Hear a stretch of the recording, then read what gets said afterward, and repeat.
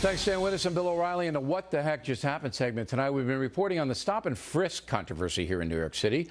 Federal Judge Shira Scheindlin has put restrictions on the police program, which has driven crime down in the poor sections of the city.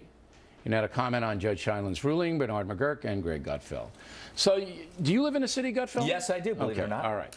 So, and McGuirk and I are longtime New Yorkers, and we remember the David Dinkins days when he was mayor, and they didn't aggressively police the poor neighborhoods. It was unbelievable violence and chaos. More than 3,000 dead every year. And now it's below 1,000 because the police flood the zones where the high crime is, all right, and they're an intimidating force on the street. Last year, 400 murders. Right, 400 murders. And you say about Scheindlin? I'll say this. The interesting transformation of the city can be shown in one way, entertainment. In the 70s, you had movies like Death Wish, and you had movies like The Warriors. You can't make those movies anymore in New York because they're a fiction. They don't represent the contemporary reality of New York. Yeah, Charles Bronson was killing people like Bernard Goetz, who actually did it in real life because there was so much crime. And now the crime here is gone.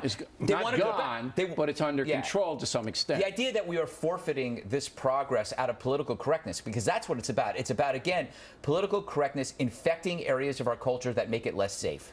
And you? Right, well, you can't argue with the statistics. Now, obviously, if you are a young black male, you're going to be annoyed, understandably, justifiably, but the statistics say that 96%, first of all, of the victims are black and Hispanic, and the suspects, 97% of the shooters are black and Hispanic. So the cops go after those type of people. And most of the cops, by the way, are minorities, or Hispanic minorities. They're not overwhelmingly white.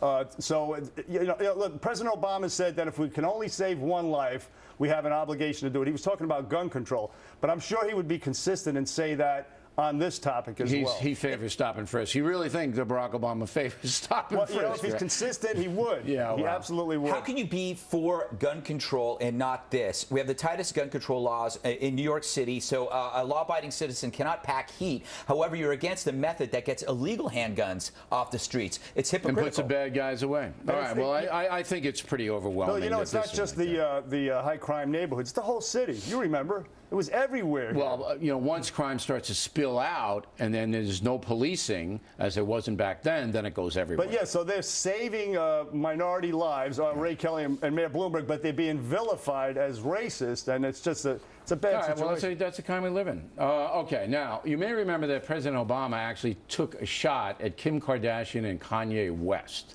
All right, I want to put up on the screen what he said. The American dream involves some pretty basic stuff. I don't think people went around saying to themselves, I need to have a 10,000 square foot house that these people have. Kids weren't monitoring every day what Kim Kardashian was wearing or where Kanye West was going on vacation and thinking that somehow that was a mark of success. So it's a pretty pointed criticism of those two people. And here's what Ms. Kardashian's mother said in reply. I wasn't aware that you could only set the bar so high and that we could only dream so big. I was taught dream big, work hard, and you could have whatever you wanted. Right? And another thing I thought was, wow, I bet the president has some friends with 10,000 square foot houses, and you probably wouldn't mind going over there, Mr. President, while you were asking them to have a party for you when you were campaigning for, dollars to run for president. All right, McGuirk. Listen, first of all, I would rather watch a talk show hosted by the San Diego mayor than watch it by this revolting woman.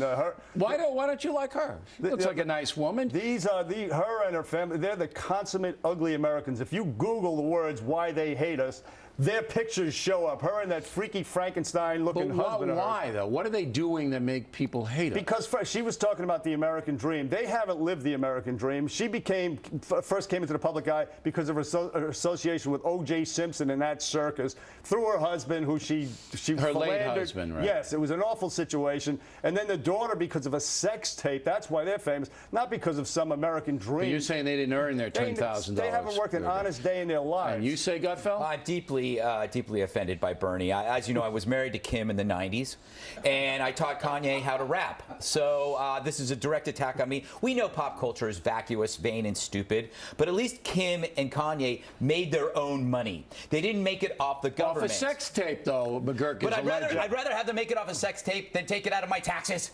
All right, I agree with President Obama. The values that these two espouse are foolish, and children should not look up to them in any way, shape, or form. And she That's it. That's the last word. Final word. Bang. I had so much to say.